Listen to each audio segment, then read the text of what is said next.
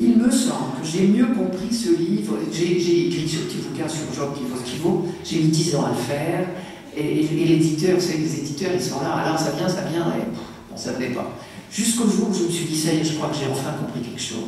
Le vocabulaire du livre de Job est extrêmement juridique et judiciaire.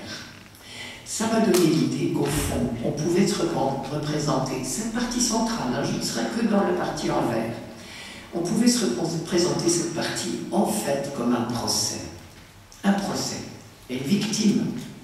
Et il y a un suspect. Alors on dit un présumé coupable. Aujourd'hui c'est assez drôle, même quand tout le monde sait tout sur tout, on dit un présumé coupable. Très bien. Là il y a une victime. Ah oui, c'est Monsieur Job, ça c'est facile. Une victime qui souffre et qui le dit. Qui le dit même beaucoup. Le suspect, ah bah tout le monde sait qui c'est, ça pose de questions pour personne, puisque c'est la réponse à la première question de tout à l'heure. Qui envoie le mal? Dieu. Forcément, c'est la vie de tout le monde, autant de Job. Aujourd'hui, vous auriez peut-être d'autres réponses, mais surtout vous n'aurez pas de réponse. Mais vous ne direz plus que c'est Dieu. À l'époque du livre de Job, tout le monde est convaincu que c'est Dieu qui envoie le mal.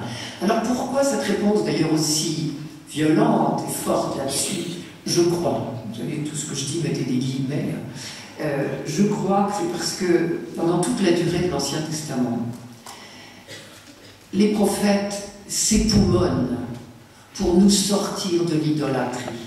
Nous sommes, nous en Israël, hein, je me mets dedans, nous sommes environnés de peuples qui ont des panthéons, pour parler comme en Grèce, qui ont un nombre de divinités invraisemblables.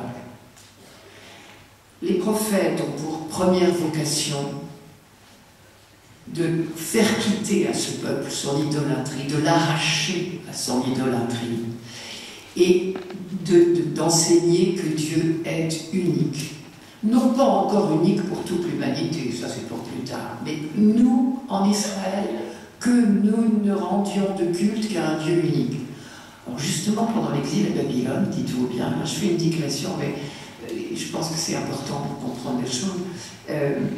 Pendant l'exil à Babylone, on a eu une grande tentation de retomber dans l'idolâtrie. Vous savez pourquoi?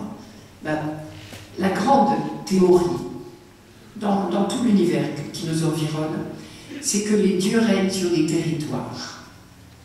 Israël se distingue, puisque lui, depuis le début, depuis Abraham, a un Dieu qui chemine. Dieu parlait à Abraham à Haran en Syrie, mais il parlait aussi à Abraham en Canaan, il parlait aussi à Abraham ailleurs, il parlait à Jacob, et chez Laban, son oncle, hein, et en Égypte.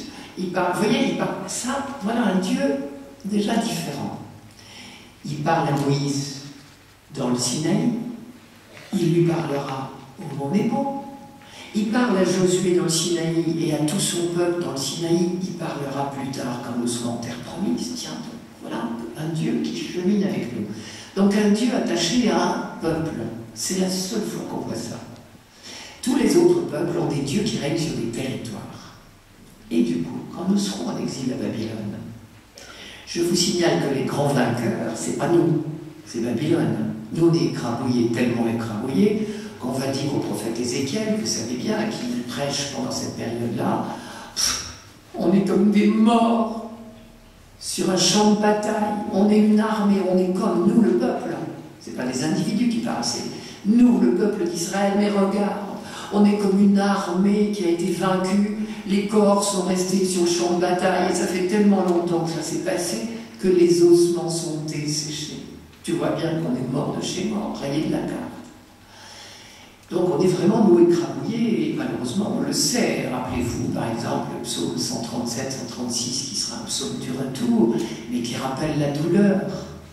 Au bord des fleuves de Babylone, nous étions assis, nous pleurions, nous souvenons de Sion. Bon, ça a été une grande, grande détresse. Nous, on est dans la détresse pendant l'exil, et les autres, ils sont vainqueurs. Dites-moi, les copains, est-ce que ça ne veut pas dire que les autres, ils ont des dieux plus puissants que le nôtre, après tout? Et la tentation de l'idolâtrie est née, enfin, est renée, a repris vigueur.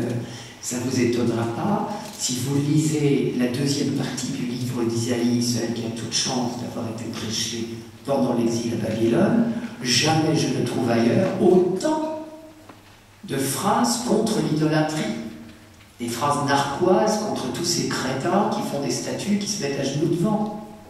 Et c'est parce qu'il y a une vraie tentation de tomber dans l'idolâtrie, parce que les dieux locaux ont l'air d'être quand même beaucoup plus puissants que le nôtre. Et donc ça n'étonne pas si un auteur de l'époque de l'exil a cherché à réfléchir sur la justice de Dieu, il n'a pas cherché à dire que c'était peut-être pas Dieu qui envoyait le mal, c'était pas son sujet.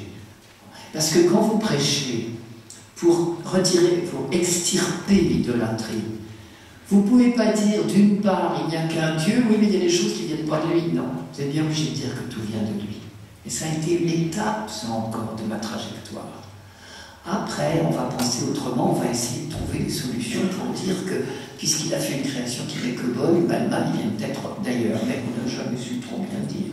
Et je dois dire que même si je saute dans le Nouveau Testament, Jésus n'a pas été très bavard sur ce sujet. La parabole du bon grain et de l'ivraie ne me donne pas beaucoup de solutions.